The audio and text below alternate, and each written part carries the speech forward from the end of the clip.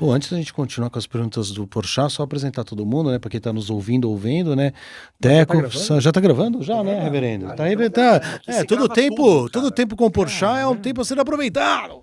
Então, vamos dar boa noite, bom dia, boa tarde a todos. Sejam bem-vindos. Luiz Gustavo Medina, como vai? E aí, tudo bem, Dan? Tudo bom? Caio Mesquita, como vai? Tudo bem, Dan? Tudo bem. Reverendo Nelson, de volta de Dubai, lugar onde Porchat deve ter um prédio ali. Não? Um prédio não tem, mas uma tendinha talvez.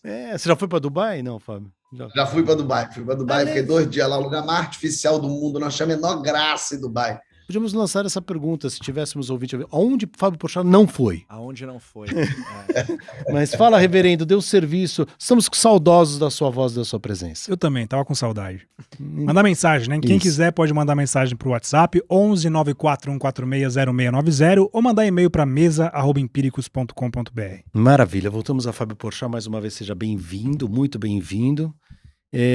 Fala, Teco, quer fazer você... Vamos lá, vamos emendando? começar a bater um papo Bora, com ele? vai lá. Pois é, hoje eu acho que vai surpreender muita gente, imagino eu, porque tenho informações de bastidores que Fábio Porchat, ao contrário desse estereótipo que todo mundo tem sobre De homem artista, bonito, galã, artista, comediante, essas coisas. polêmico. Polêmico não, de ser meio, não é deslumbrado, O quê? ser esquecido, atrapalhado e Aham. tal. Reza a lenda de que ele é o rei das finanças, de que ele é o cara mais organizado do mundo, de que ele tem planilhas e planilhas e que cuida do dinheiro dos amigos, inclusive. Então eu queria começar sabendo se isso é verdade ou se é uma fake news.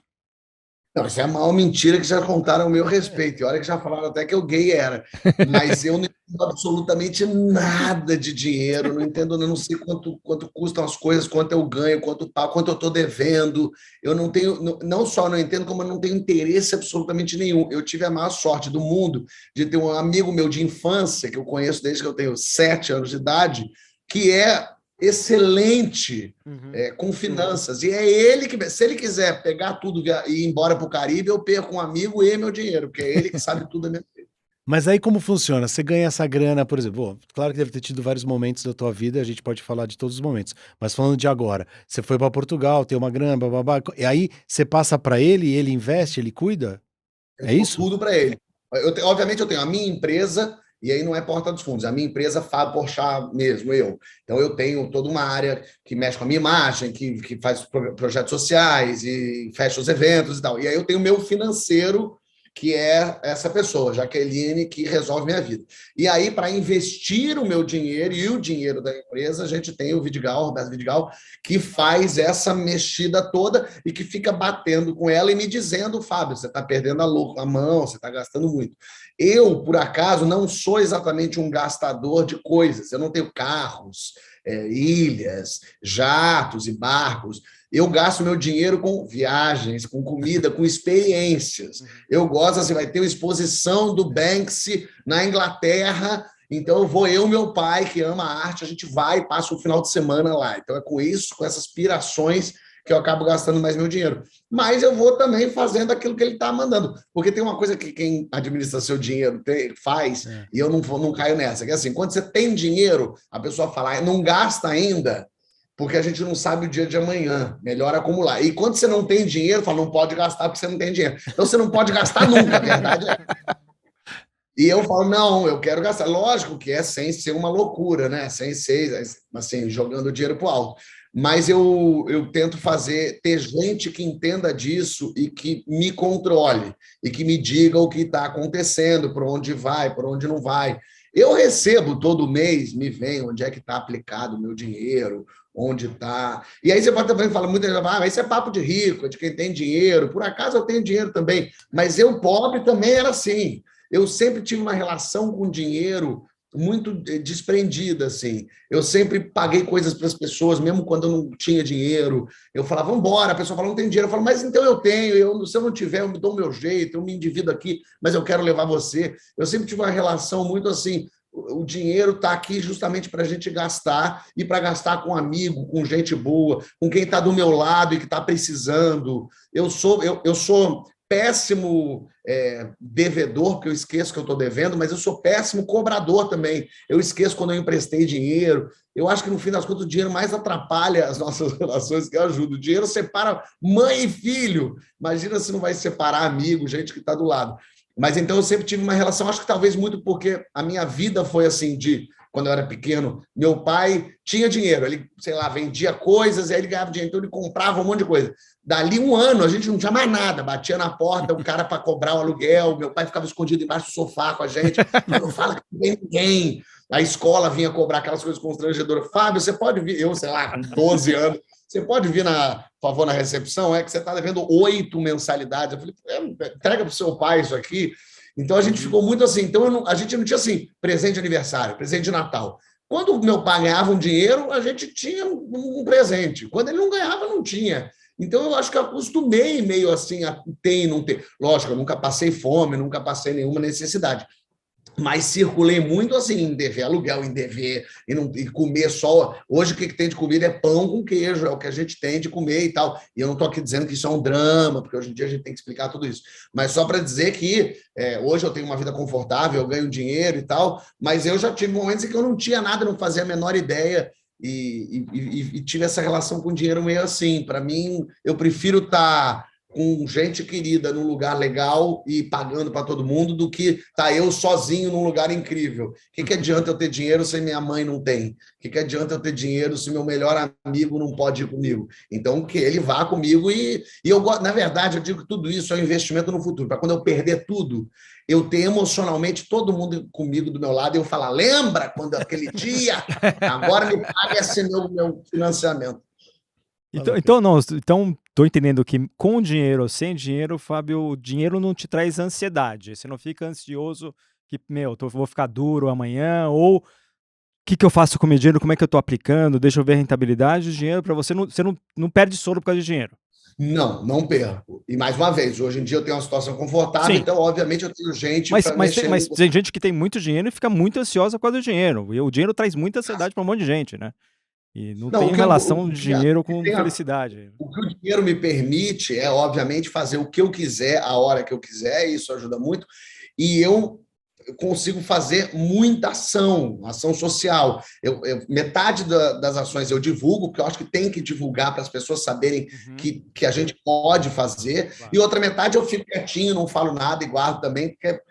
Então, eu invisto muito do meu dinheiro em atividades sociais. Tanto é que eu tenho na minha empresa um ramo só disso, para a gente investir, fazer parceria, para fazer coisas grandes. Porque no início eu doava muito assim, para pessoas, mas depois eu vi que eu podia ajudar de outra forma, eu podia fazer uma coisa muito mais profissional para conseguir ajudar a beneficiar muito mais gente. Mas, eu queria destrinchar essa história da empresa, assim. Então, tem muito de assunto com você. Estou vendo um quadro ali do Charles Hebdo atrás, daria para falar de democracia, liberdade, de expressão, muitas coisas boas. Mas eu queria entrar nesse papo da empresa. Diz a lenda, vou lá no começo, tá? Que daí a gente chega no hoje, aí você me ajuda. Diz a lenda que você trabalhava, como todos nós, atores, enfim, começam a carreira, humoristas, blá, e aí tem uma agente, né? Você tem uma agente que te representa pros eventos e tal. Diz a lenda que Fábio Porchat pegou uma pessoa da agência da qual ele trabalhava e falou assim, eu quero você! E aí pegou essa pessoa pra ele e começou a montar, aparentemente, precocemente e com uma visão de futuro, uma, entre aspas, agência dele só. O que não é comum, é verdade?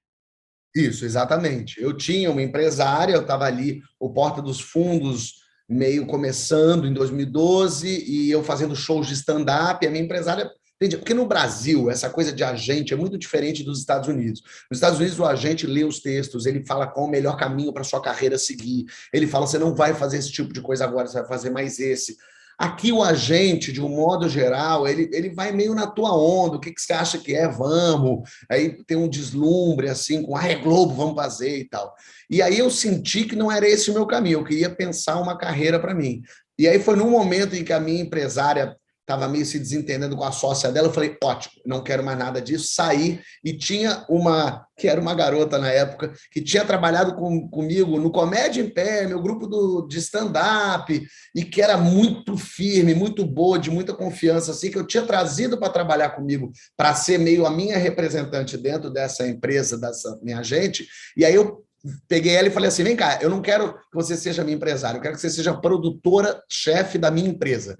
Eu vou ser o cabeça, eu vou ter uma empresa para mim, a gente vai pensar a minha imagem, a gente vai crescer junto. Então, ao invés de eu te dar 20% do que eu ganhar, eu vou te pagar um salário bom para você ficar comigo e você vai ganhar uma porcentagem, mas eu quero você me pensando, cuidando de mim. E aí hoje, essa menininha, que como eu também era um menininho na época, hoje a Yara é a pessoa que, junto comigo, toma conta, então toma conta do meu financeiro, toma conta da minha imagem, do meu social. Então, a minha empresa, hoje somos 10 pessoas, e ela é a cabeça de tudo, Então, ela é a que manda, ela é que sabe qual caminho eu devo trilhar, assim. E aí eu fiz uma parceria com ela, hoje somos sócios nessa minha empresa, que sou eu, isso foi 2013, significando que eu tinha 29, 30 anos, quando eu falei, não quero uma empresária, eu quero uma produtora, porque eu quero que a minha carreira siga por um caminho, eu quero poder dizer não, poder dizer sim, porque tem isso, né? A gente, ator é morto de fome, né? A gente diz sim para tudo, surge um negócio, a gente quer fazer, ainda mais quando no começo de carreira, a gente vai querendo, e quando você consegue ter uma base, você consegue dizer não e dizer sim para só aquilo que você realmente quer fazer. E essa empresa, você e Yara no começo, e hoje as 10 pessoas, pensam, administram, sei lá, o programa que você tem, Que História é Essa, por exemplo, então vamos pensar esse programa, que é o que você tem hoje, essa coisa do Saramago que você fez, quer dizer, as coisas do hoje e as coisas daqui para frente, é isso?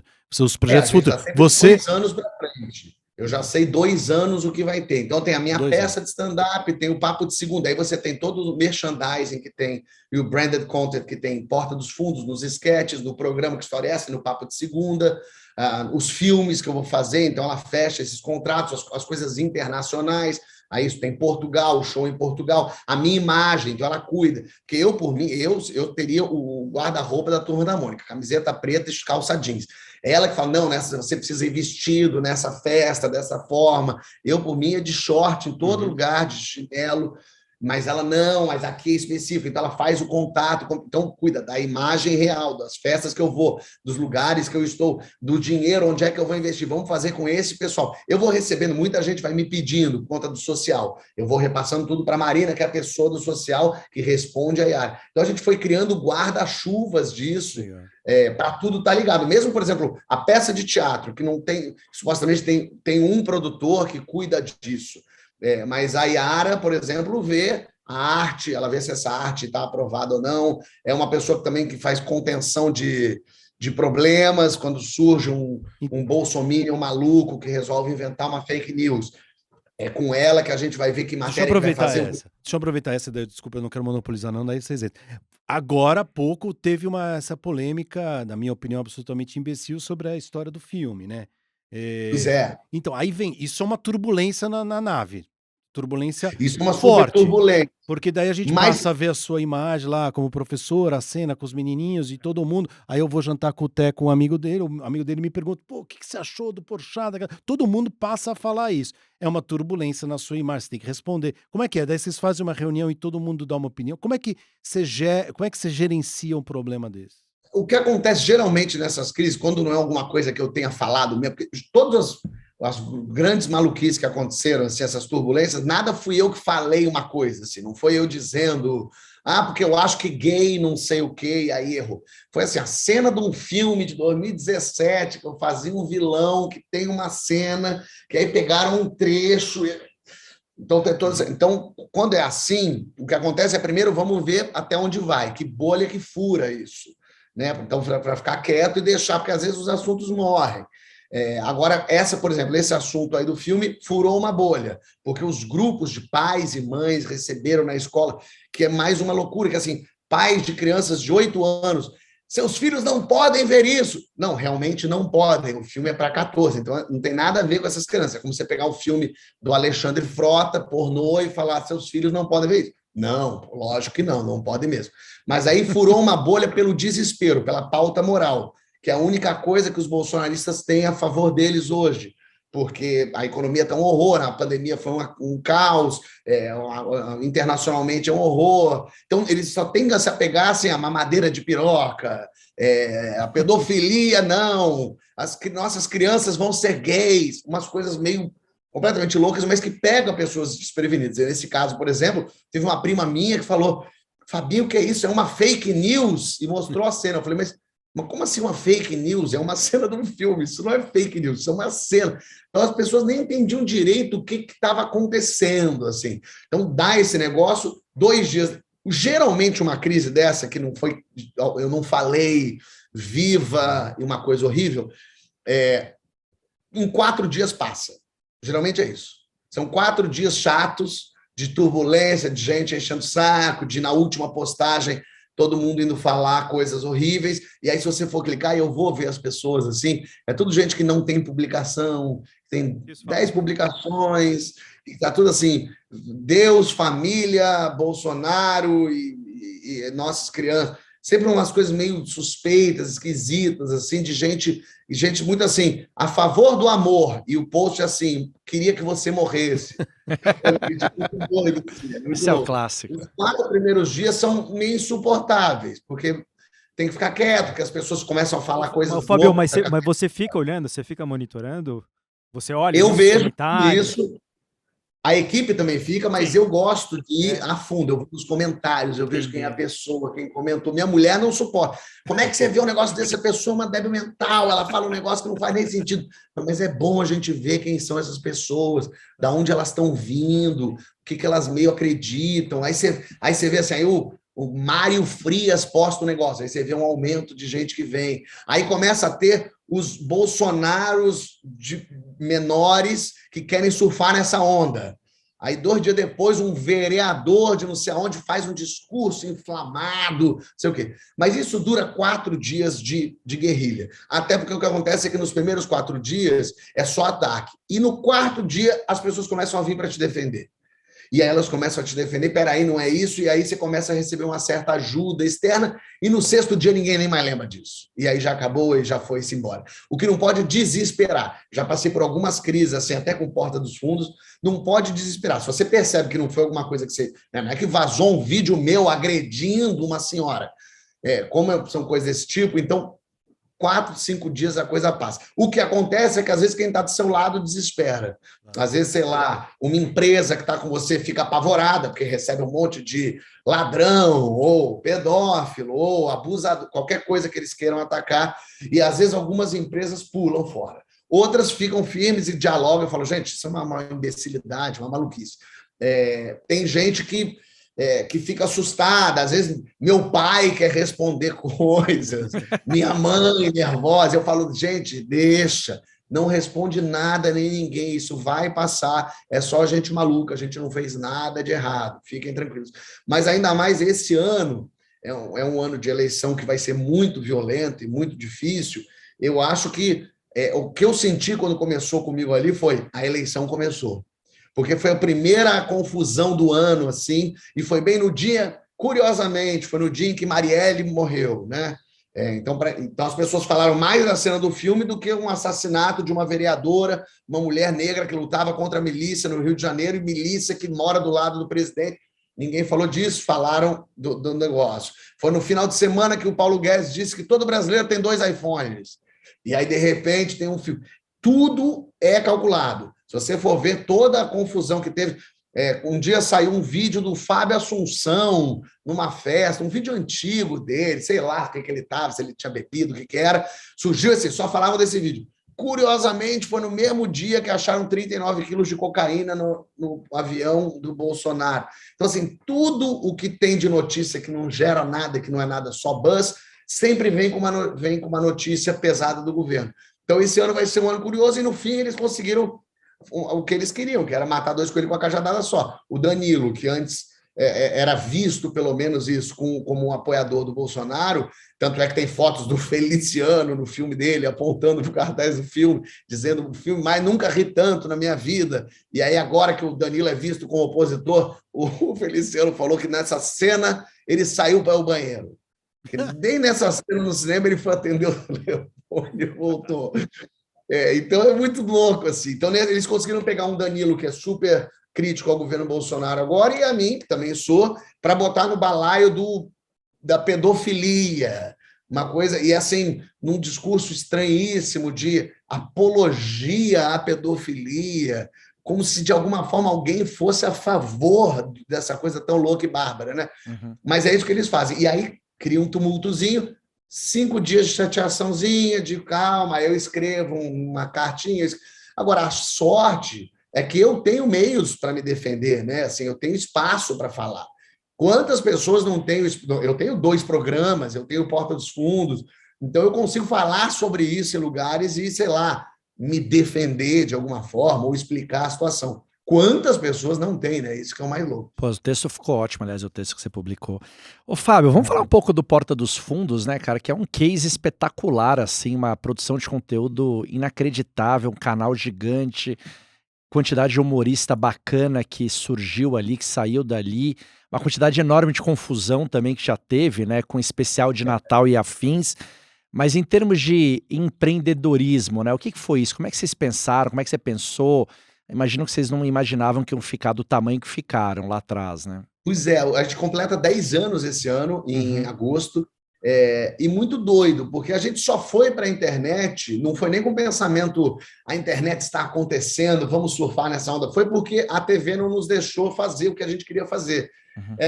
Vendo hoje é mais fácil de analisar, né? Era um tipo de humor diferente do que estava no ar. Naquela época, o Zorra Total estava firme. Eram bordões do tipo, isso é uma bichona, olha a faca, eram umas coisas assim, um humor antigo, um humor feito com a velha guarda e tal, com muita coisa legal, realmente, há muita gente boa lá, mas um humor muito velho, assim, no pior sentido da palavra velho. E a gente queria fazer uma coisa que, no caso ali, a gente estava na Globo, e a Globo falou, não, isso é muito de nicho, ninguém vai entender, ninguém vai rir, isso não é para público. E aí a gente falou, bom, como a gente não tem um lugar para fazer, vamos fazer no YouTube. Mas a gente, os 5 sócios, né, éramos amigos que nos encontramos na vida, não acreditávamos que isso ia dar certo. Só o Ian, que é o diretor do Porta dos Fundos e um dos sócios, que falava, a gente vai ganhar dinheiro com isso. E a gente falava, imagina se a gente vai ganhar dinheiro no YouTube, pelo amor de Deus. E eu fazia stand-up, estava ganhando dinheiro fazendo stand-up, o Kibe tinha o Kibe Louco, o Antônio Tabet tinha o Kibe Louco, era um site da América Latina de humor, o Greg fazendo peça de improviso. Então, cada um estava no seu canto, e o Ian falando, vamos investir nisso, vamos fazer isso, vamos fazer isso. Mas a gente juntou amigos da mesma geração, que pensavam piadas parecidas, que tinham um tipo de humor que não se fazia, que não se via. Quando a gente lança no YouTube, a gente até, inclusive, acha que ia ser uma coisa só para adolescente. Quem está no YouTube é adolescente. Mas a gente não tinha se dado conta de um mercado que ainda não existia porque não tinha essa demanda, porque não tinha gente fazendo. E quando a gente lança, a gente percebe que o nosso público era de 30 anos. Que os adolescentes viam, mas a galera de 30 é quem assistia mesmo, e obviamente furou todas as bolhas e começou todo mundo a assistir. Mas a gente não lançou do nada, a gente fez uma pesquisa, a gente levou uns 8 meses para lançar o Porta dos Fundos, escrevendo textos com antecedência, aprovando texto, jogando fora. Um dos nossos segredos também era isso, a gente não fazia o texto que escrevia. A gente escrevia, fazia uma reunião de roteiro, jogava fora 2/3 dos textos porque não estavam engraçados, porque não estava funcionando, porque tinha alguma coisa parecida em algum lugar. A gente pensou que dias que a gente lança, a gente pensou nisso, de lançar segundas e quintas às 11 da manhã. 11 da manhã era um horário bom, porque as pessoas já tinham entrado no trabalho às 8. Às 11 era o momento que o pessoal já estava indo tomar o primeiro cafezinho, já estava começando a levantar. Então, segunda, porque a pessoa vinha do final de semana, a gente tinha essa experiência do Kibe Louco e do Anões em Chamas, 2 sites, que segunda-feira era um dia que estava todo mundo fervilhando, e final de semana, curiosamente, as pessoas não ficavam na internet, porque elas estavam em casa, então elas ficavam com a família, vendo TV, mas segunda e quinta, que estava chegando o final de semana, as pessoas já estavam a semana andando, a pessoa também já estava meio cansada daquele trabalho, então um videozinho ali de humor, e um tipo de humor que era falando do dia a dia, de coisas políticas, de assuntos que não podiam falar. A gente sempre falou de racismo, de machismo, de religião, sacaneando, e meio também, sem querer querendo, e talvez seja já um foco dessa geração, a gente sempre bateu em quem batia. A gente dificilmente batia em quem apanhava, só se fosse para rir junto com quem apanhava. E não é assim ser o bonzinho, é porque a gente achava graça de rir do racista, do cara, do maluco que inventou o Ku Klux Klan. Esse é o cara que a gente tem que dar risada, porque esse é o cara que, no fim das contas, ninguém ri dele, né? O humor vinha de uma coisa de rir do preto, do gay, da mulher, do nordestino, vinha desse lugar, assim. E a gente inverteu. Então, acho que as pessoas também se sentiram incluídas, acho que as pessoas também falaram, esses caras estão rindo junto com a gente, eles não estão diminuindo, Então, e aí a gente percebe hoje, claro, o mundo avançou muito de 2012 para cá, eu acho que a gente pegou essa virada, ninguém falava em 2012, quer dizer, ninguém, não era um assunto da mesa de bar em 2012, machismo, racismo, ninguém falava sobre precisamos ser antirracistas, não é ninguém falava, a maioria das pessoas não falavam, porque a gente está numa geração, num momento da vida que a gente não pode generalizar, porque tudo que você fala assim, ninguém falava, eu falava assim, então a gente nunca pode generalizar.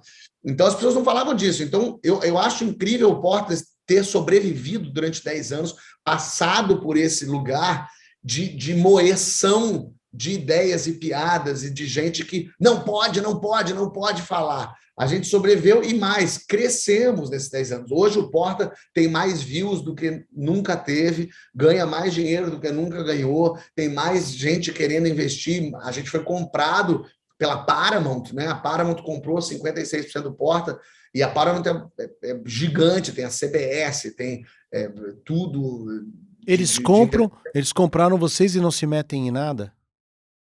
Se metem, mas para o nosso bem até, porque a gente não entende nada de administração, por exemplo. Somos 5 artistas. Às vezes, eu acho que se o Porta dos Fundos fossem 2 artistas e 3 administradores, a gente já tinha comprado a Paramount. Porque a gente só que são 5 artistas. Artista não pensa em dinheiro, artista pensa em fazer um produto legal, a gente faz umas maluquices. Jamais nenhuma empresa falaria, faz um especial de Natal falando de Jesus no Natal. Porque não vai ter patrocínio, porque não vai ter investidor, porque depois vai dar um problema, a gente talvez não consiga. Mas a gente é artista, a gente vai fazendo, a gente quer fazer coisa legal, a gente quer fazer coisa divertida. Então, eles entraram para administrar isso, para nos dar dinheiro, mas não dinheiro pessoal para eu, Fábio, mas dinheiro para a empresa crescer, a gente poder reinvestir na empresa, contratar a gente. A gente não tinha RH até 3 anos atrás.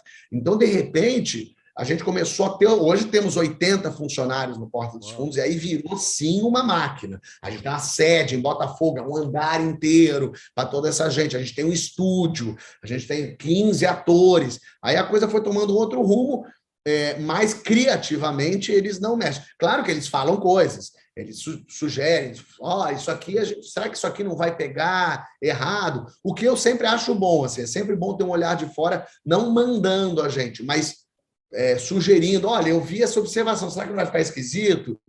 E a gente, não, a gente quer fazer isso e tal. Então, eles investem muito na gente. E aí, o Porta dos Fundos, que era um produtor de vídeos para a internet, virou um produtor de conteúdo mundial. Porque o Que História é Essa, Porchat é uma produção Porta dos Fundos, o Greg News da HBO é Porta dos Fundos, além dos nossos sketches, a gente faz séries, e séries que agora os sócios nem tem mais nada a ver, como As Seguidoras, que estreou na Paramount Plus, que é com a Maria Bopp e a Manu Cantuário que escreve. Então, a gente começou a fazer isso. E o Porta, a gente exportou o Porta.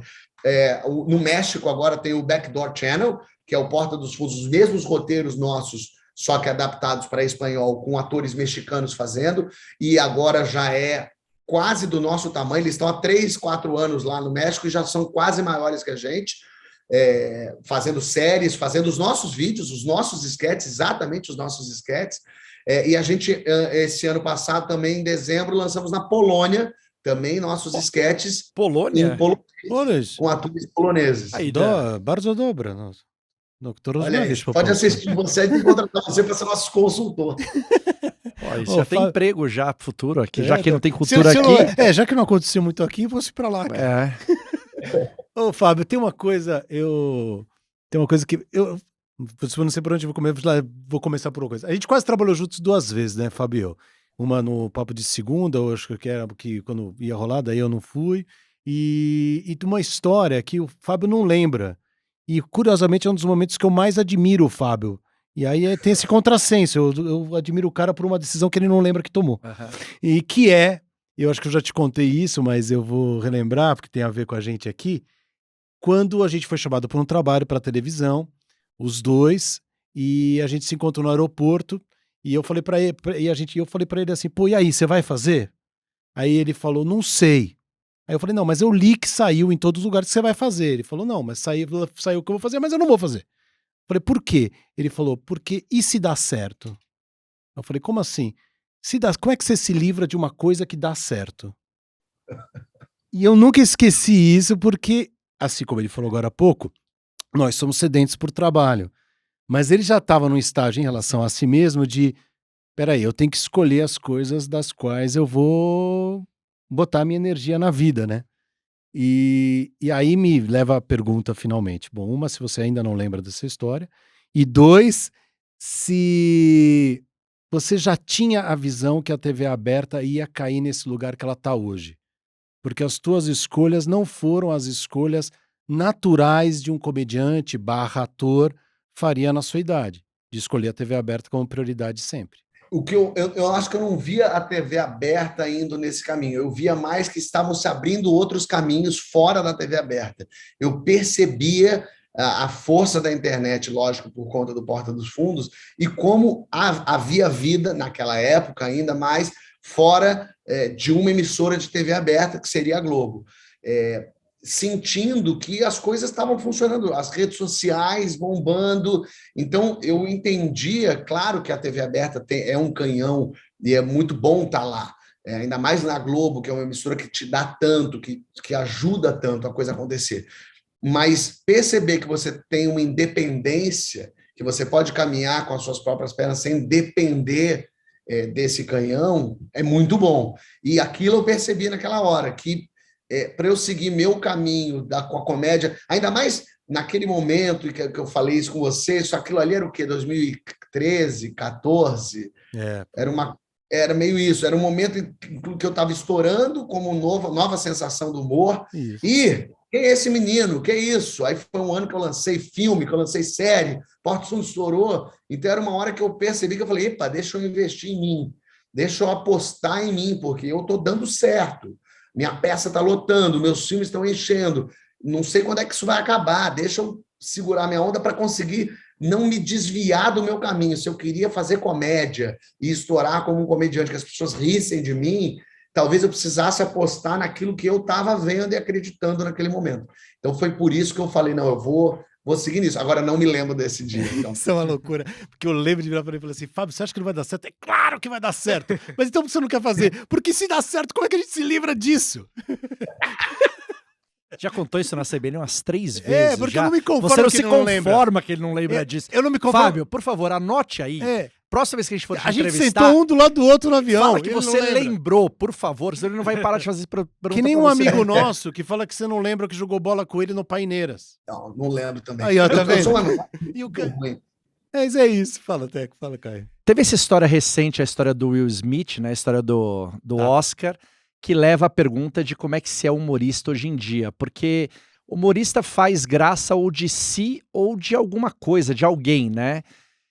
Fazer de si tudo bem, né? Ninguém liga de você zoar a si próprio, mas se você não pode mais fazer piada de nada, de ninguém, de coisa alguma, onde é que se faz isso e como é que vive um humorista onde toda hora você aqui conversando com a gente já fica se policiando, imagina para fazer uma piada na internet ou em algum lugar, como é que se vive com isso? É uma situação que estamos vivendo, assim, eu acho que essa cena do Will Smith foi quase que um extremo desse momento em que a gente vive. O comediante, ele tende a rir de extremos, de coisas soltas. Por que aqui, sem julgar se a piada era boa ou não, se é certo ou não, mas o que durante muito tempo se fez no Brasil, né? Fazer piada com gordo, com muito magra, muito alto, muito baixa, muito burro. É sempre o extremo. Não se ri do meio, do caminho, né? Da meiuca ali. E quando você tem um país comandado por homens brancos, héteros, cis, eles é que estão no caminho e não tem graça rir deles, para eles. Então a gente começa a fazer as piadas ali. Então, mas o humor, ele sempre olha para os extremos, a coisa que foge do padrão. A coisa que foge do padrão é que acaba chamando a atenção de todo mundo e acaba sendo engraçado. O que as pessoas começaram a fazer com razão peraí, eu não quero mais que você fique contando piada racista, não quero mais que você conte piada preconceituosa, isso não para mim, digo para a humanidade. E isso, lógico, realmente, a mulher não aguenta mais ser chamada de burra, o negro não aguenta mais sofrer racismo o tempo inteiro, a vida toda, em qualquer lugar, ainda mais em piada. Então as pessoas começaram a dizer chega, chega, chega, chega. E todo mundo foi dizendo chega, porque a vida é muito dura para todo mundo. A vida é muito ruim para 95% da população do mundo. É injusta, não vale, é muito difícil. Então você ainda tem uma vida difícil, passa por todo o sofrimento que você passa, ainda vem alguém rir da sua cara. É duro aguentar isso, é duro, é porrada atrás de porrada. Então eu entendo as pessoas não quererem mais. Mas a gente tem que tomar cuidado, que é esse que é o grande problema, é o não pode. Não pode fazer piada com isso. Não pode, só não pode fazer piada com o que a Constituição diz que não pode. Com o resto pode. Ah, mas essa piada é muito escrota, ela fere pessoas, as pessoas se sentem mal. Perfeito. É por isso que talvez eu não faça, talvez você não faça, mas pode. Tem que poder. Eu tenho que poder dizer o que eu penso, mesmo que eu seja um imbecil. A gente precisa defender os idiotas, porque a gente é sempre um imbecil de alguém. Eu tenho que poder fazer uma piada, mesmo que ela seja uma piada escrota, mesmo que ela seja, mais uma vez, não sendo contra a lei, não incitando ódio, a violência, não sendo racista, homofóbico. Pode. E as pessoas estão muito no meio de um caminho que a gente está aprendendo agora a defender direitos, as pessoas estão tendo pode, agora... Pode, né, Porchat? Porque pode, você não vai ser julgado por isso. Mas tem o tribunal da internet, das ruas e da vida que te enche o saco ali. Então também, às vezes até melhor receber um processo do síndico em silêncio do que ficar nego te cozinhando no WhatsApp, né? Porque, na verdade, as pessoas agora, elas começam... Todo mundo percebeu que lacrar dá engajamento. Né? Todo mundo percebeu que se o Dan está aí de camisa preta, por que ele não está de camisa branca? O que ele tem contra as camisas brancas? Os produtores de camisetas... Aí o cara que produz camisa branca, ele falou, opa, isso é bom para mim, porque eu posso crescer aí. Então as pessoas começam a querer montar nesses cavalinhos, mesmo que seja uma polêmica besta, que não tenha nem sentido, que não faça, que seja uma frase tirada de contexto.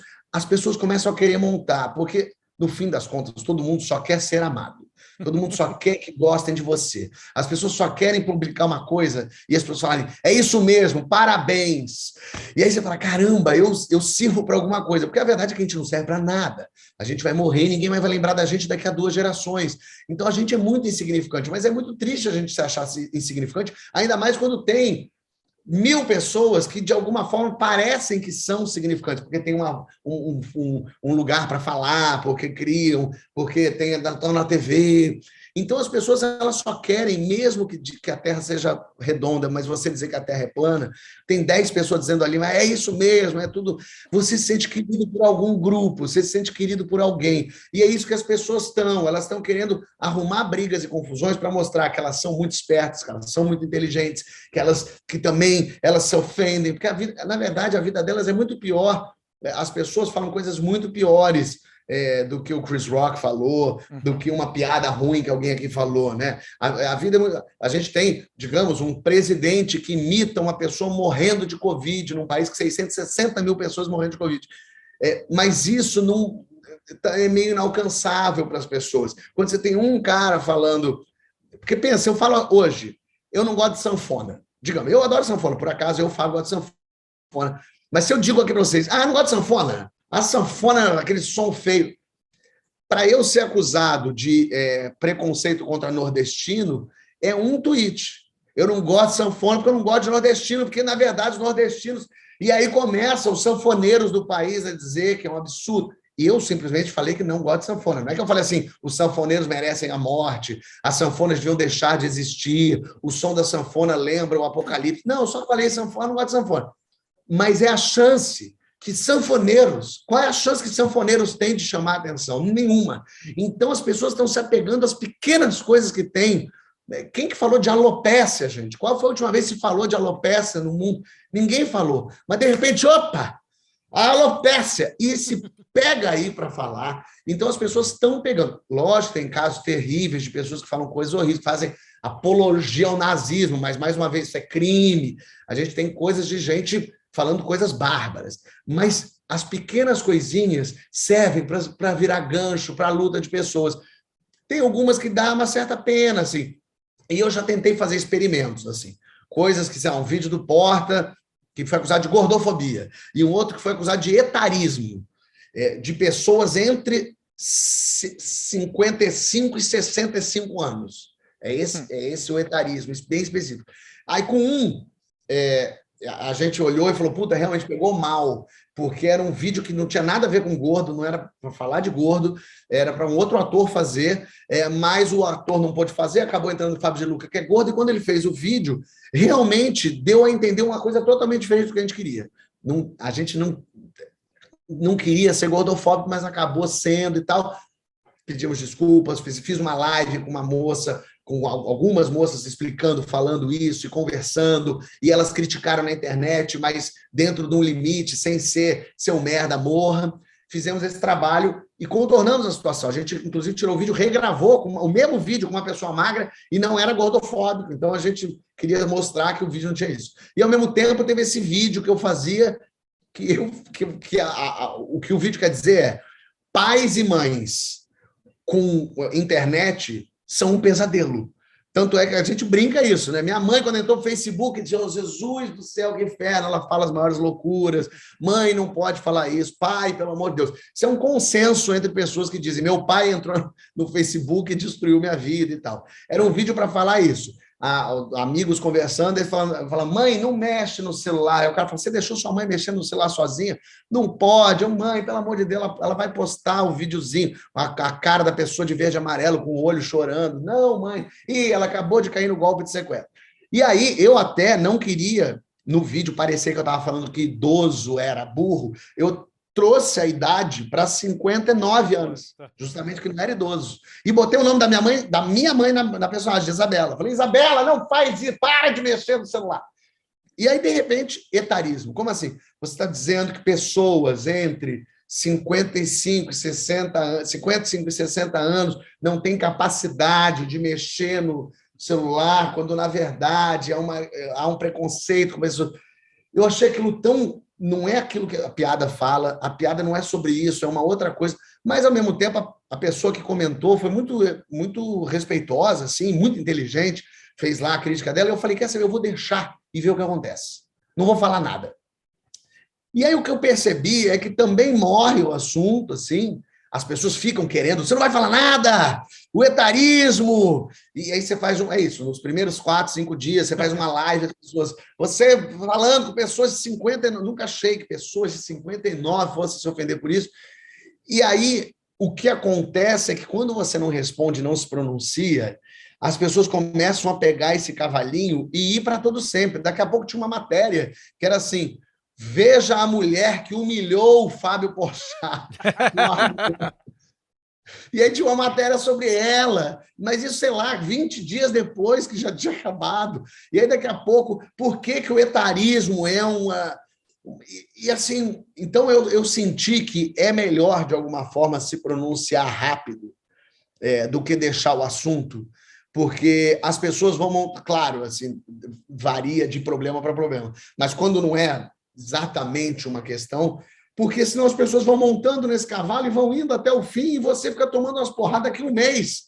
Fábio Porchat, que foi... Nossa, olha, ele ficou com a cara no chão de tão boa que foi a resposta. E eu não falei nada, fiquei quieto. Mas, ao mesmo tempo, eu entendo que as mulheres de 50 a 60 anos se sentem mal porque a sociedade bota elas como se já são velhas e são feias e não têm capacidade para trabalhar, colocam elas num lugar horrível. E eu entendo, por isso que eu estou dizendo, eu entendo que as pessoas têm dores. Então, eu entendo a dor do Will Smith, é claro que eu entendo a dor da Jada, eu entendo que todo mundo tem, mas é que todos nós temos dores, todos nós temos os nossos traumas, todos nós passamos por algum processo difícil e que ninguém sabe. Mas nem se por cada isso vez precisa. que a gente se sentir ofendido e triste por algum motivo muito pessoal e partir para cima de alguém para dar um tapa, acabou a civilização. Uhum. Então, a gente aprende quando é criança, não pode bater no coleguinha. Só, né? Assim, não é, se o coleguinha estiver te batendo, talvez você tenha que se defender e talvez você precise bater. Se você estiver oprimido, tiver 50 pessoas em cima de você, você precisa sair daquela situação batendo todo mundo. Mas enquanto você tem a possibilidade de rebater a fala com fala, enquanto não for uma incitação à ódio, à violência, enquanto você tiver o poder e a voz para rebater fala com fala, você não pode rebater com porrada. Eu sei que as mulheres negras, né, assim, da pirâmide social são colocadas na mais base possível, no lugar onde elas mais sofrem, onde elas mais apanham literalmente. Então, para elas, para as mulheres de um modo geral, e para as mulheres negras principalmente, ver um cara fazendo uma piada dessa e tomando um tapa na cara dá um alívio, Só que não é filme, é realidade. Eu digo, eu sou um espectador, quando eu vejo o filme, eu sou um espectador de direita. Eu amo vingança. Eu amo que a mulher volta e mata todo mundo. Eu amo o Rambo, ele mata todo mundo. Mas eu gosto na tela. Eu não gosto que na vida real alguém saia matando todo mundo. Não pode amarrar a pessoa no poste. A gente tem a justiça, tem a polícia. É claro, as injustiças do mundo são incríveis e horríveis e faz com que a gente queira fazer justiça com as próprias mãos. Mas quando o Will Smith dá um tapa na cara do Chris Rock, ele interrompe o acordo civilizatório que a gente fez de aciona a justiça, porque a justiça pode tomar conta. Ao mesmo tempo, a mulher dele que sofre com isso e passa por isso, e ele ficou sentido com isso, e ele estava com a cabeça quente. Por isso que o problema para mim não é dizer assim, porra, o Will Smith tomou uma decisão de cabeça quente. É verdade. Agora dizer assim, mas está certo, esse é que é a grande questão. Você pode dizer, ele tomou de cabeça quente, talvez eu fizesse no mesmo lugar, se fosse com a minha mulher, e não pode fazer isso com as mulheres pretas, não pode, está tudo certo. Mas no momento que ele dá o tapa, a gente tem que botar isso de lado e falar assim, mas não pode bater, e não pode dar o tapa na cara da pessoa. E aí, só que a gente está vivendo num momento tão doido, e as pessoas defendendo tanto e querendo lacrar tanto que elas começam a se apegar. Tanto que no Brasil aconteceu uma coisa curiosíssima, porque nos Estados Unidos, 90% das pessoas criticaram o Smith, disseram isso é um absurdo, uma vergonha. O Will Smith criticou o Smith, fez uma carta de vergonha. O Will Smith se internou na clínica e tem gente ainda defendendo o Will Smith. O próprio Will Smith já falou, errei, eu não posso fazer uma coisa dessa, imagina que vergonha no Oscar, olha o que eu fiz. Com um cara que fez uma piada, e a piada não era sobre a doença dela, era uma piada sobre ser careca. Talvez o cara nem soubesse que ela tinha alopecia, como metade daquelas pessoas que estavam lá que riram, inclusive o próprio Will Smith riu. Então, assim, você não dá nem o benefício da dúvida. Lembrando isso, Paulo Vieira falou isso para mim, é verdade. As pessoas já abriram mão e o comediante virou inimigo das pessoas, porque as pessoas já partem do pressuposto que o comediante ofende, quando, na verdade, o comediante, acima de tudo, ele quer fazer rir. O que o comediante está fazendo é querendo te fazer rir. Por acaso, pode ser que ele tenha te ofendido, pode ter passado do ponto, pode ter tropicado, mas o objetivo inicial do Chris Rock não é assim, vou humilhar a Jada, estou indo lá e vou falar de uma doença que ela tem e vou humilhá-la publicamente. Não foi isso que ele pensou. Ele pensou, vou fazer uma piada que todo mundo vai rir, e riram, as pessoas riram. Acabou humilhando. Então, a gente só tem que entender que os comediantes estão num lugar difícil, porque a gente não pode mais errar. A gente fala que errar é humano, é errando que se aprende. Mas no primeiro erro, a pessoa é destruída. E, mais uma vez, não estou chamando pessoas que gostam do nazismo de erro, que aí é uma loucura. Pessoas que fazem que trupicam, que falam uma coisa e é verdade. Digamos que eu falasse, por exemplo, o negócio da gordofobia. Puxa, realmente o vídeo ficou gordofóbico. É verdade. Mudou, acabou, tirou. Não, cancela, não pode mais, tirem os produtos todos. As pessoas estão mais inflamadas, cada vez mais inflamadas, porque o mundo está cada vez dando mais errado, e as pessoas estão cada vez mais inconformadas com as injustiças, e o que me parece, e aí vou falar uma sensação que eu tenho, é que o mundo mudou muito dos últimos 10 anos para cá, a ponto das pessoas se darem conta de que é mesmo, eu não posso passar a mão na bunda da mulher ali, a mulher, a pessoa, é verdade. Se o homem passou a mão na minha bunda, eu tinha deixado, peraí, não pode. E aí, daqui a pouco, o preto fala, não, mas peraí, por que você está fazendo essa piada falando que eu sou inferior? Você está maluco? As pessoas começaram a tomar consciência e começaram a ganhar espaço, e as pessoas estão dizendo, chega, e elas estão reprimidas há quantos milênios a mulher é estuprada, né? Há quantos milênios, há quantos séculos o negro é escravizado e colocado como inferior, há quantos milênios o gay é exterminado. Então as pessoas não aguentam mais. E agora é o momento em que elas estão falando, eu posso dizer que eu não aguento mais. Então as pessoas estão raivosas mesmo, mas com uma certa razão, de algum jeito eu entendo, lógico. Imagina, eu sou um homem branco, hétero, cis, classe alta, não acontece nada de errado comigo. Quando acontece uma coisinha, eu já fico chateado, já fico irritado. Imagina se todo dia eu tomo um tapa na cara por ser quem eu sou. Se todo dia um cara vem e passa a mão na minha bunda por ser quem eu sou.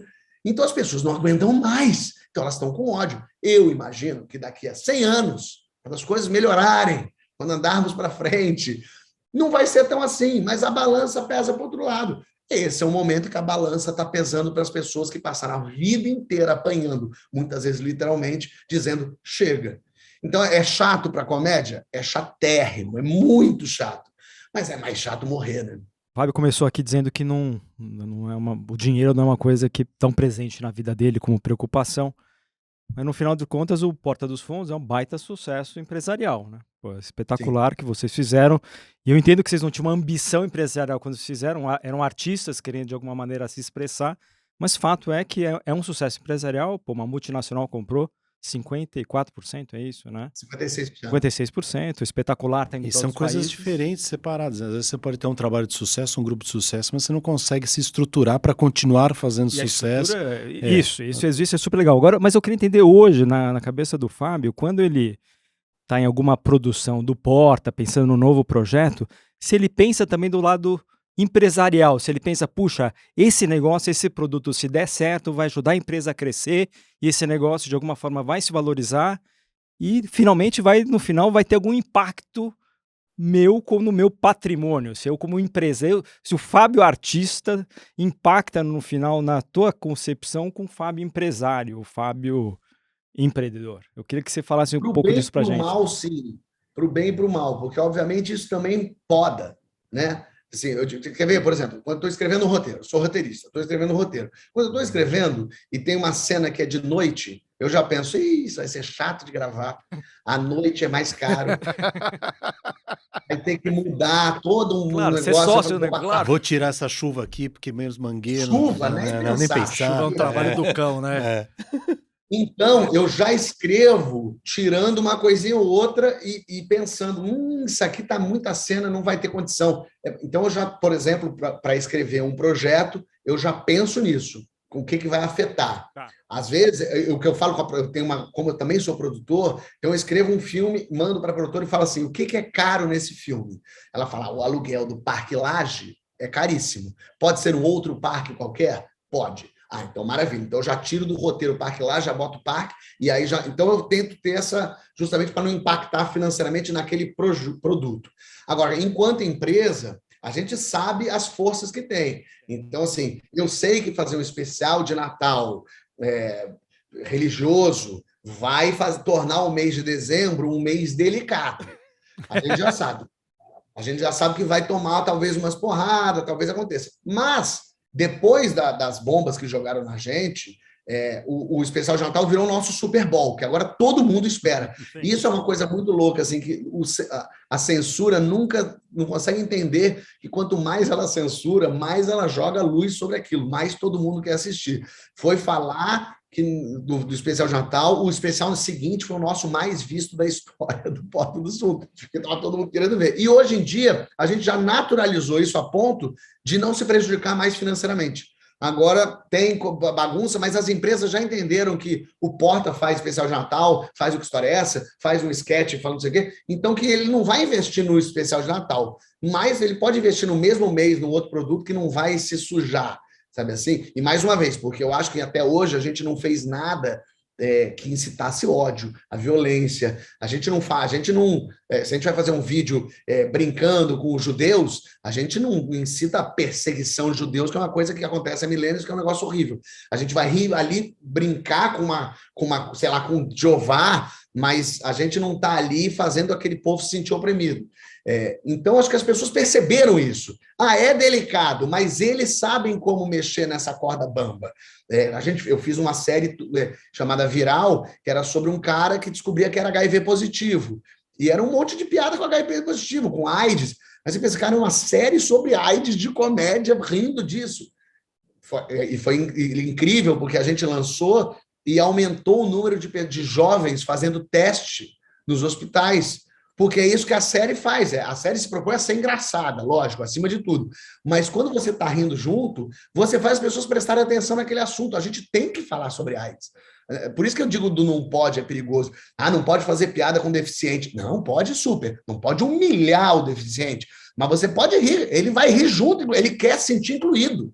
Ele quer estar dentro da piada. Ele não quer ficar separado. Eu tenho certeza, se você falar para o deficiente, mas coitadinho dele, o último sentimento que ele quer é de coitadinho. Zero coitadinho. Estou fazendo minhas coisas aqui.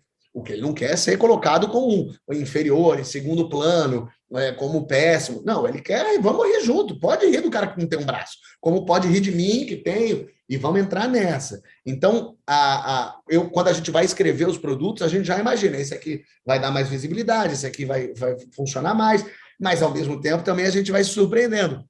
Por exemplo, a gente fez ano passado um reality show para descobrir novos talentos para o Porta dos Fundos. Foi demais esse reality, uma puta ideia boa. E foi demais, e funcionou muito. E eu zero apostava, porque eu falei, quem é que vai no YouTube acompanhar um reality cheio de reality por aí? Cara, muita gente acompanhou, e as pessoas faziam crítica. Não, a gente quer ver mais, vocês cortaram essa cena. E eu falei, nossa, olha como é legal o reality, as pessoas se envolvem mesmo. E, de repente, foi um produto que virou e criou. Por isso que é tão importante a gente poder lançar e pensar em vários lugares. Mas a gente já se bota na mesa assim, quais são os produtos que a gente tem para lançar. Qual que está dando mais dinheiro, qual que vai dar mais visibilidade, qual que a gente está fazendo porque artisticamente é bom, qual que a gente quer fazer para colocar em fora o especial de Natal, que você já sabe a briga que vai comprar, vocês fariam coisas achando que vai dar errado de grana, mas que artisticamente é legal, que vai ser bacana fazer? Tem essa cota? Acho que se a gente fizesse só isso, ia ser uma coisa meio assim, bom, a gente precisa ganhar dinheiro de alguma forma. Mas, por exemplo, quando eu fiz a série Homens, é uma série que eu escrevi, que eu criei, que eu faço como ator também, que é sobre 4 homens héteros nesse mundo de hoje, entendendo o que está errado, o que está certo. Mas é uma série que a gente vai falar de machismo, então a gente precisa mostrar o machismo na tela. Uhum. Antes da série ao ar, quando eu estava escrevendo ainda, produção, meu Deus, Fábio, você não pode falar essa coisa. Como é que você vai falar de mulher dessa forma? Eu falei, não, mas é exatamente por isso. Porque esses 4 personagens principais são losers, eles não vão ganhar, eles vão se dar bem. Então, a gente precisa mostrar o homem sendo o homem na mais baixíssimo nível do homem. Para a gente entender... nessa série, o Rafael Portugal atingiu um nível que nunca mais será alcançado por ninguém, né? Ele faz o melhor papel da história, que é como Pinto, que é genial. Assim, eu torcia para ter um spin-off da série só para ter ele. Assim, eu queria sketch só sobre ele. Porque é maravilhoso ele de Pinto, né? O Pedro Cardoso também fez o Pinto no teatro. O Pedro Cardoso fez como é que é? Todo mundo tem problemas sexuais. Que é uma peça maravilhosa. Ele entrava de peru e falava, é isso mesmo, eu sou uma piroca. Isso era maravilhoso. E aí, obviamente, totalmente inspirado. A minha vida é inspirada em para mim é Pedro Cardoso, Regina Casé e Fernanda Torres na Terra, e no céu não há nada, apenas nuvens, mas são eles. Então, tudo Pedro eu assisto, eu sou meio maluco pelo Pedro. Então, por exemplo, essa Homens, as pessoas estavam muito... Ai, meu Deus, a gente vai falar disso. Como é que vai falar? Eu falei, gente, fiquem tranquilos. As atrizes do negócio leram com a gente mudou coisa que poderia estar esquisita. Por exemplo, ela teve uma atriz, a Lorena Comparato, que era muito parceira, assim, ela falava, por que na série tem 10 cenas de mulher chupando pau e tem uma cena só do cara chupando a mulher? Vamos dividir isso aí. Eu falei, tem razão. Parece uma bobagem, mas não interfere em nada no humor e só faz a gente virar o lado. E provavelmente, se fosse só homens escrevendo, só homens fazendo, só homens pensando, a gente não ia ter esse tipo de percepção. Então a gente mudava algumas coisas. A série, quando foi ao ar, deu super certo. Porque as pessoas entenderam que a gente estava rindo daquilo, criticando, sacaneando. A segunda temporada, então, que foi no meio da pandemia, ainda foi mais sucesso. As pessoas descobriram na segunda temporada a primeira. Mas era uma série que estava todo mundo meio, ai meu Deus, será que vão cancelar a gente? Ai meu Deus, o que vai acontecer? Eu falei, gente, fica tranquilo. Porque o que a gente descobriu também, tem uma coisa do criou fama, deita na cama, que assim, o Porta, ao longo desses 10 anos, criou uma boa fama, no sentido de a gente trata tudo com bastante atenção, a gente não faz de qualquer jeito, a gente não... A gente se dedica àqueles assuntos. Então as pessoas pensavam, o Porta dos Fundos fazendo uma coisa sobre racismo, a chance de ser totalmente equivocado é pequena ao longo da história que eles criaram. Provavelmente eles vão rir e criticar os racistas. E é isso meio que acontece realmente. Então, quando a gente for lançar uma série sobre homens, porque pensa, em 2020, você lançar uma série chamada Homens, com 4 homens na capa, você pensou, eles piraram, né? Porque não estão entendendo para onde está indo o mundo, ou tem alguma coisa aí. E o que as pessoas perceberam se é o Porta dos Fundos, com certeza tem uma sacanagem aí que a gente vai ver assistindo a série. Então, nesse sentido, a gente pensa sim nos produtos. Pensei que hoje eu peguei essa camisa, ele falou da minha camisa, né? Hum. Eu peguei essa camisa de Laguna Beach, né? Quem me deu dessa camisa foi um cara dono de uma loja de disco. Ele era um malucão, tinha um cabelão assim.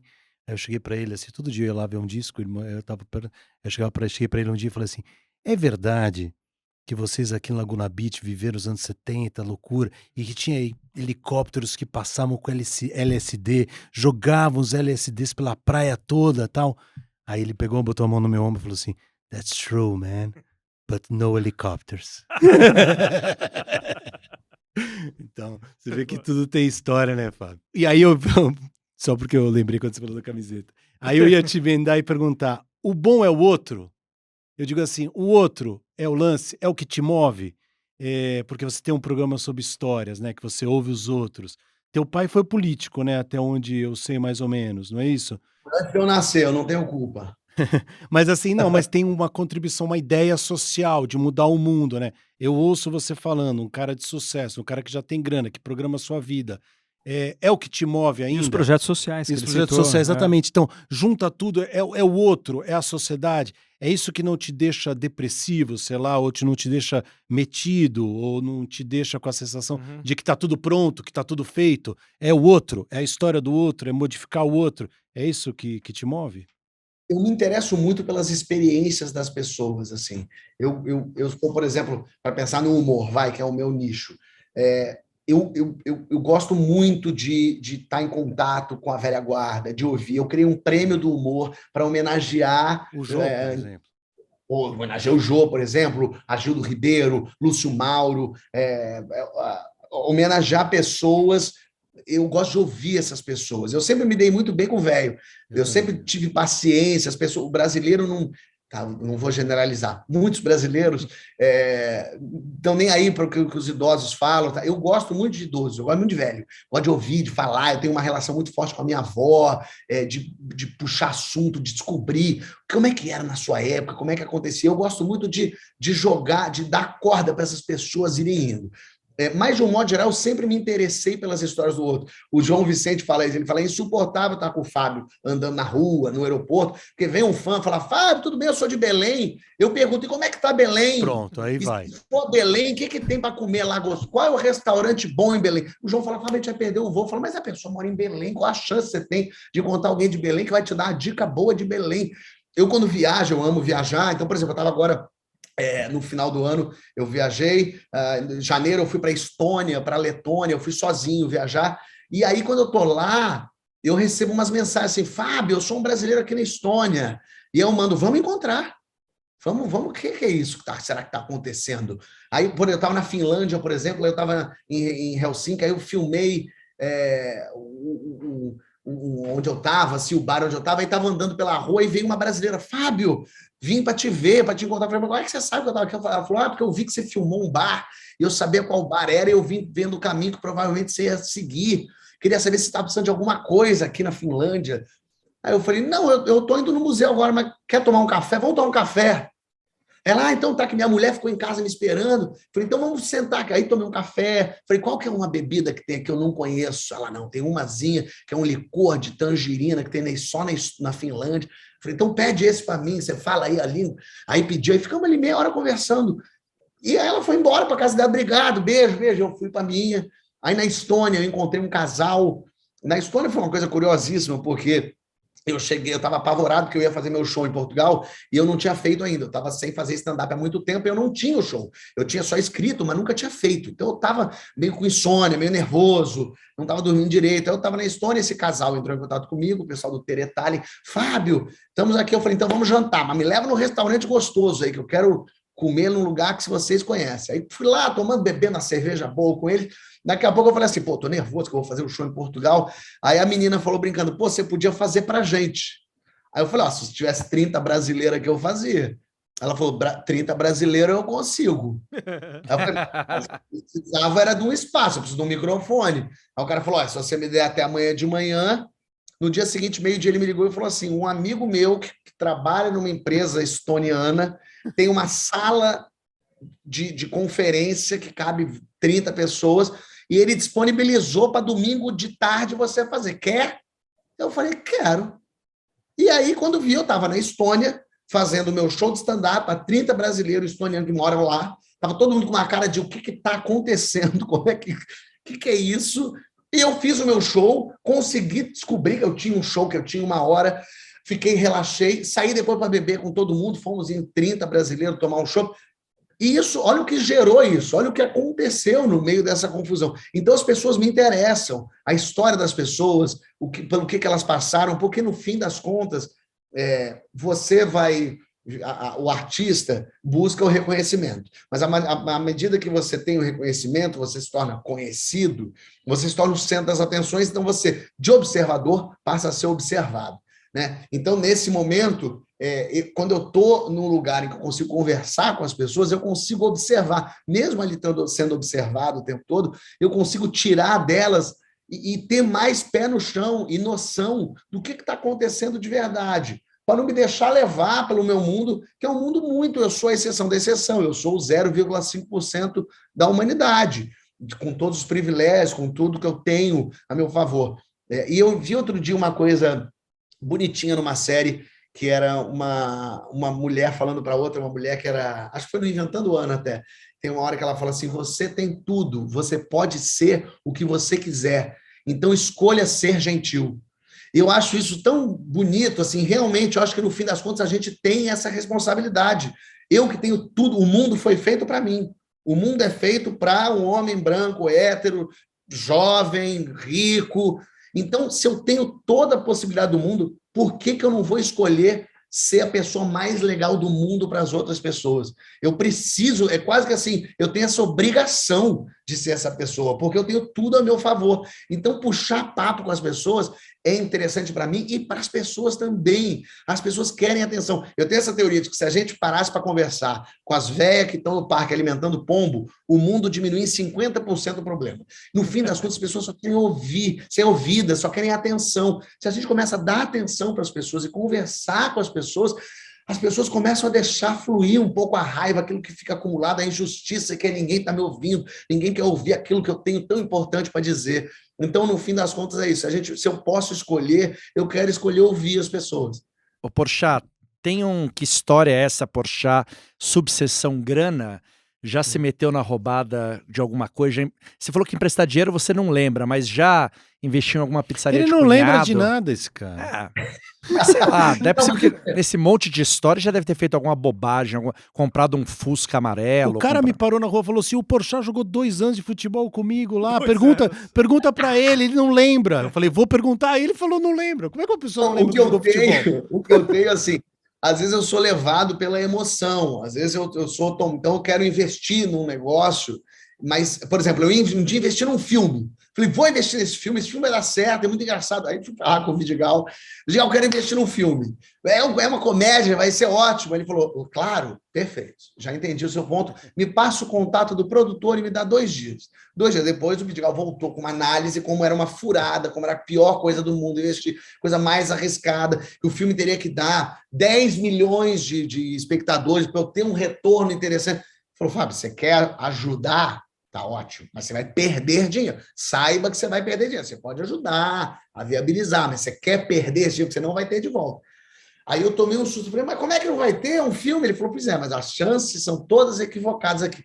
Então eu tento sempre jogar para pessoas que entendem. Às vezes eu bato o pé, eu falo, não, eu quero ajudar mesmo. É um clube de comédia que eu quero investir um dinheiro que eu acho que eles têm que crescer, eu acho que a coisa tem que ser legal. Mas, Fábio, não vai dar retorno. Tudo bem. Eu acho que eu estou investindo em outra coisa agora. Perfeito. Prêmio do Humor. Prêmio do Humor eu desenvolvi há um tempo, queria essa ideia. Um dia eu falei, chega de ficar buscando patrocínio. Se buscar patrocínio, eu vou morrer e nem eu vou ser homenageado no meu prêmio. Então, vamos fazer com o meu dinheiro. Então, eu pego o meu dinheiro, pago jurados para assistir as peças, pago a festa, a cerimônia, crio um negócio para fazer uma festa para comédia que seja do porte da comédia. Eu quero que o prêmio do humor daqui a 10 anos seja equiparável ao prêmio Shell. Eu quero que seja assim, cara, ganhei o prêmio do humor, que foda. Os comediantes já entraram nessa, já estão dentro. Desde o início eles falaram, vamos. E é muito engraçado que outro dia alguém falou assim, Fábio, olha que legal, né? Você fez um prêmio do humor e as pessoas deram um aval, assim, o seu prêmio, ele funcionou. Eu falei, ué, mas por que não funcionaria? A pessoa falou, porque, sei lá, porque você é um moleque, você está fazendo um prêmio do humor, podia não dar em nada. Eu falei, nem passou na minha cabeça que o prêmio não poderia dar certo. Como não, essa ideia ótima que eu tive. Eu estou investindo dinheiro nesse lugar que é maravilhoso, a gente vai homenagear os velhos, a gente vai botar a comédia para cima. Aí ele falou, sim, Fábio, mas as pessoas podiam não querer. Eu falei, mas eu não tinha nem... Eu fiquei até nervoso. Eu falei, meu Deus, podia ter dado errado realmente, mas eu nem pensei nisso. Porque no fim das contas, isso foi um investimento meu, e é até hoje, porque não tem patrocínio até hoje. Eu fiz, foram 3 anos no Rio, aí eu abri em São Paulo, comecei a fazer Rio e São Paulo, um dinheiro meu, que eu tiro do meu bolso. Não me dá retorno nenhum financeiro. Mas olha o retorno que dá para outro lugar. Para a comédia, para a instituição, para o teatro, para os comediantes. Lógico, para mim também, o respaldo que eu ganho e recebo daquilo. É isso, no fim das contas, é entender o quanto essa roubada é quando vai. O que eu diria para dizer assim, roubada de dinheiro, nunca comprem uma casa que precisa de obra.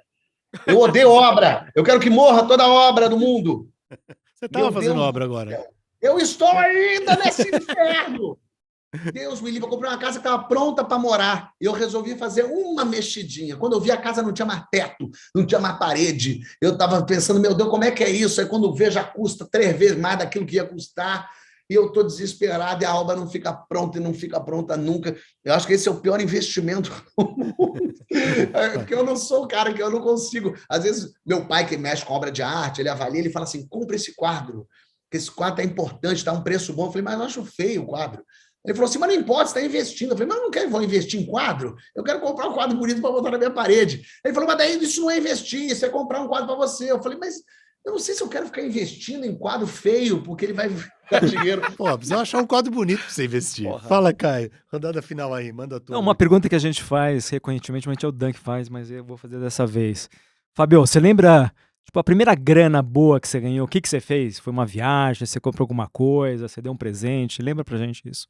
Eu lembro quando eu comecei a ser assalariado, que eu entrei na Globo como roteirista, obviamente comecei a pagar minhas contas, porque eu tive esse mega privilégio que é de poder não precisar trabalhar numa coisa que não é o meu ramo para ter que ganhar um dinheiro e pagar. Então isso eu tive uma família que me ajudou muito, meu tio e minha tia aqui no Rio, que me receberam, eu morava com eles, eles não tinham nenhuma obrigação, fizeram um quarto para mim, pagavam minhas contas. Imagina, tio e tia pagando conta, é porque eles são muito fodões.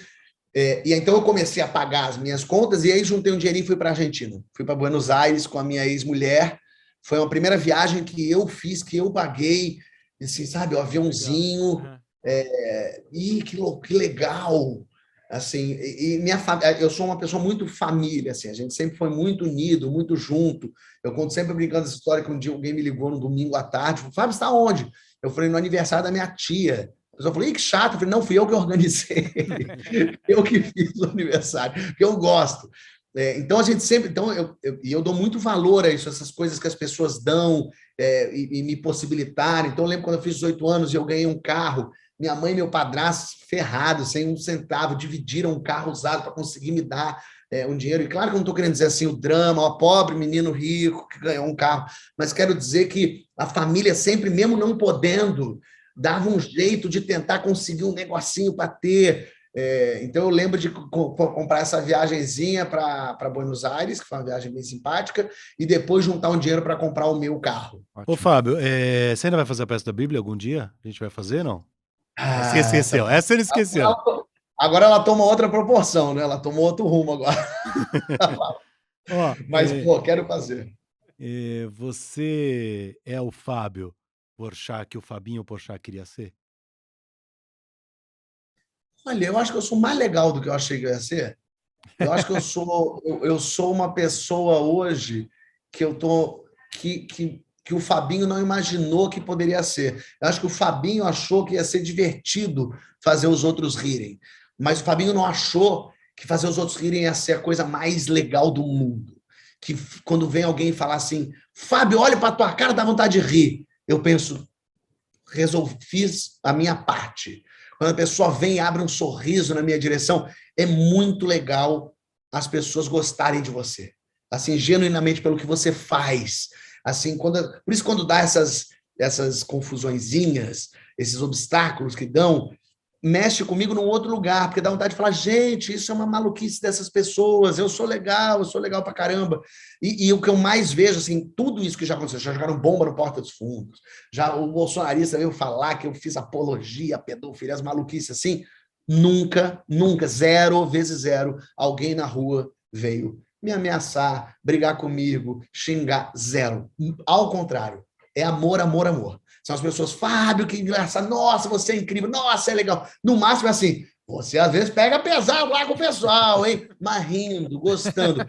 Eu acho que seria a coisa mais difícil para mim se eu não conseguisse andar na rua, porque eu ficaria com medo do que as pessoas fossem dizer. E de tudo isso que já aconteceu, que poderia ser terrível, teve gente que teve que sair do país porque é ameaçada de morte e tal, eu só recebo pessoas sorrindo e felizes. Então, o Fabinho não sabia que fazer os outros rirem faz tão bem para a alma. E quando a gente começa porque, de certa maneira, a gente não é ouvido, né? E, de repente, de uma hora para outra, você fala assim, poxa, né, que tá todo mundo querendo ouvir?